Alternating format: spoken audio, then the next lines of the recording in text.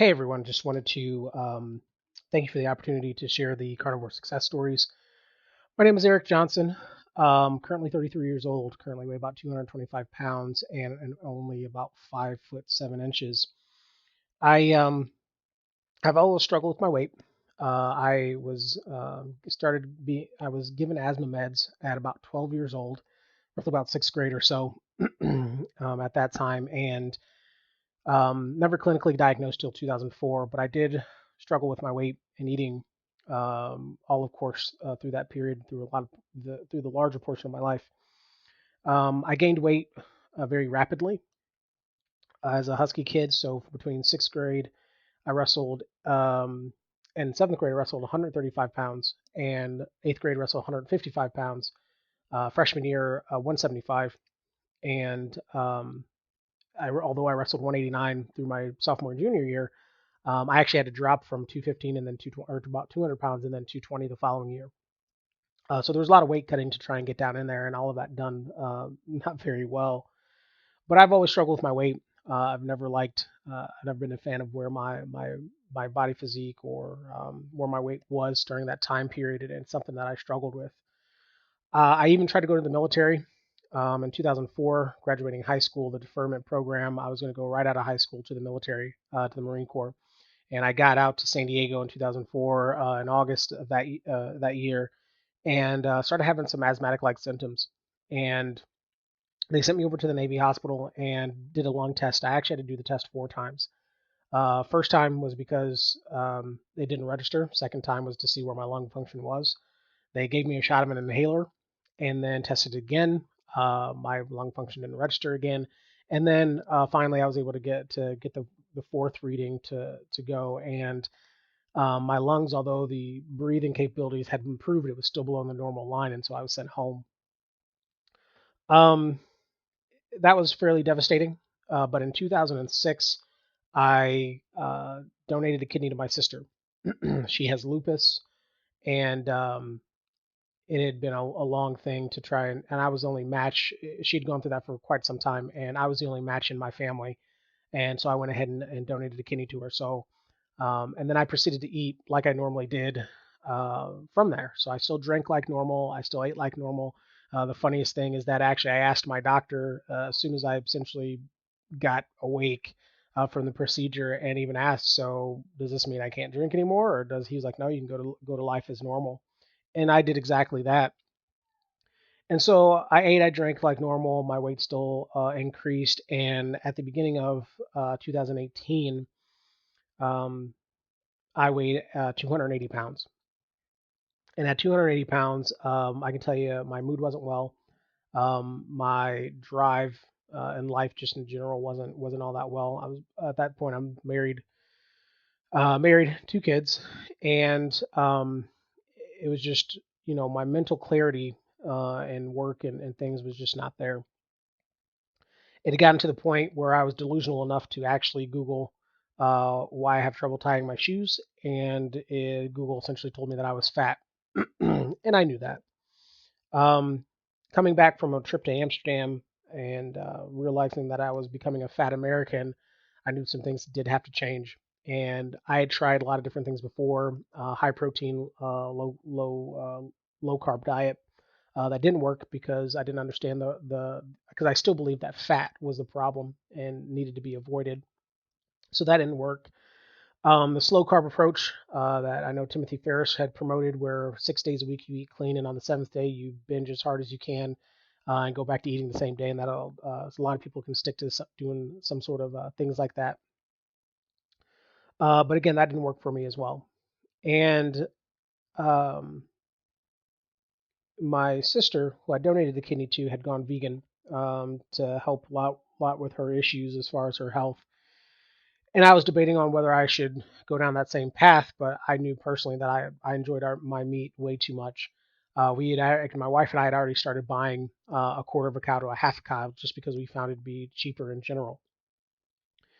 So in looking for information, and I had stumbled first across the Jordan Peterson interview where he um, talked about his diet and his daughter Michaela, And then found the interview with Joe Rogan and Dr. Sean Baker, and was like, I'm going to give this a shot, even though it's the craziest thing. But I actually liked the idea of doing something kind of weird and extreme, um, to just get a rise out of people. And so I did carnivore for 10 days, and I actually started it.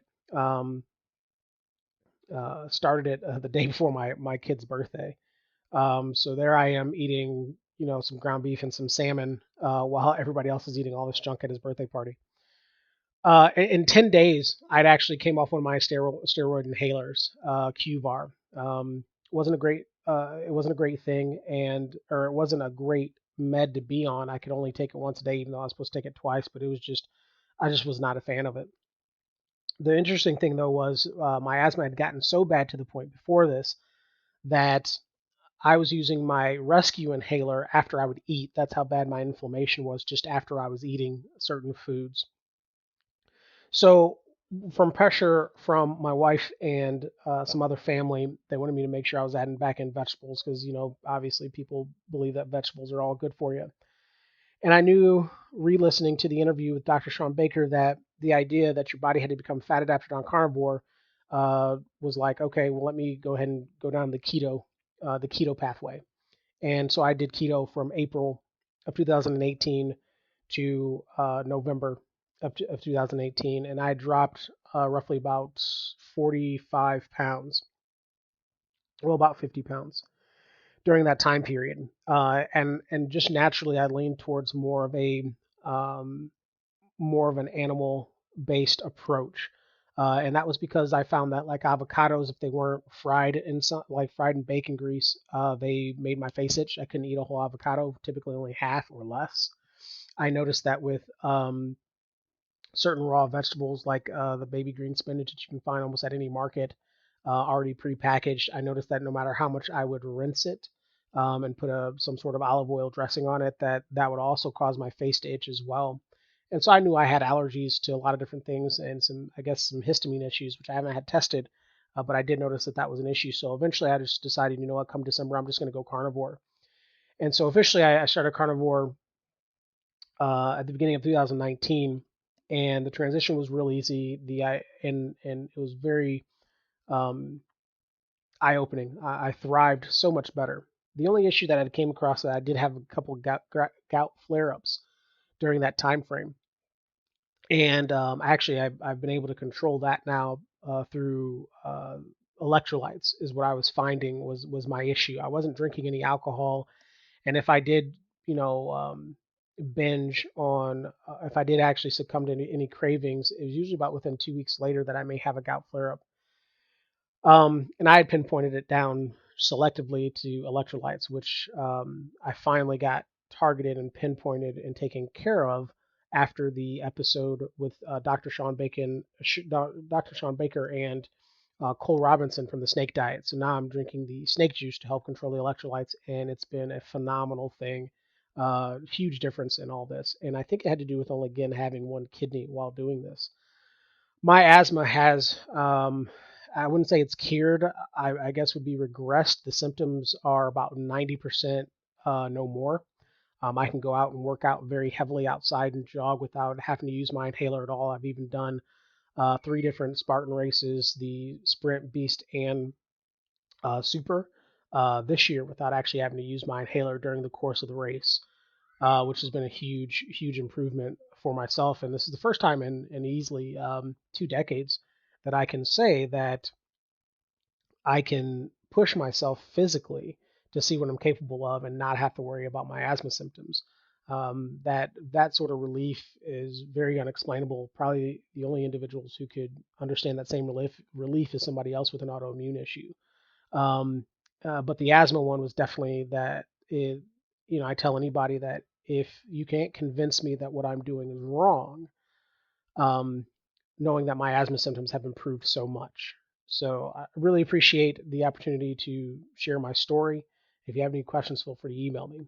Guys, have a great one.